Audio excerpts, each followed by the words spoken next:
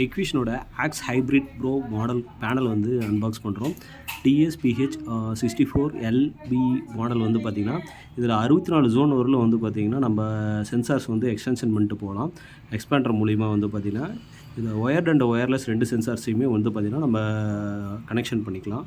இதுதான் பேனலோட base box வந்து பார்த்திங்கன்னா. ஸோ இது வந்து பார்த்திங்கன்னா இது பேனலுக்கு வர வந்து பவர் சப்ளை AC to DCயாக கன்வெர்ட் பண்ணிடும். ஸோ இதில் வந்து பார்த்திங்கன்னா ஜோன்ஸ் வந்து பார்த்திங்கன்னா 8 ஜோன் வரும். ஸோ நம்ம அதில் 64 வரலும் கனெக்ட் பண்ணோம்னா ஒயர்ட் ஆர் ஒயர்லெஸ் எக்ஸ்பேண்டர் வந்து பார்த்திங்கன்னா யூஸ் பண்ணி எக்ஸ்பேண்ட் பண்ணிக்கலாம். ஸோ இந்தாண்ட வந்து பார்த்திங்கன்னா அலாரம் சைரன் யூனிட்ஸ் வந்துடும். ஸோ இது வந்து பார்த்திங்கன்னா பேட்ரி எக்ஸ்பேண்ட் பண்ணுறதுக்காக இன்பில்டாக பேட்ரிக்கு வந்து ஒரு கனெக்ஷன் கொடுத்துருக்காங்க. ஸோ இந்த பேனலில் அட்வான்ஸாக ஒரு டெக்னாலஜி யூஸ் பண்ணியிருக்காங்க. ஸோ இந்த அலாரம் ட்ரிகர் ஆகிற இது எல்லாமே வந்து பார்த்திங்கன்னா மெமரி யூனிட்டில் பேனலில் இன்பில்டாக ஒரு SD கார்டு மூலிமா சேவ் பண்ணிக்கலாம். ஸோ வந்து பார்த்திங்கன்னா இந்த பேனல் வந்து பார்த்திங்கன்னா லேண்ட் பேஸ்டு மூலிமா தான் கான்ஃபிகர் பண்ணி போகிறோம். ஸோ இதுதான் அதோட PCB போர்டு வந்து பார்த்திங்கன்னா. ஸோ இந்த பேனலில் இருக்கிற விஷயம் இதுதான்.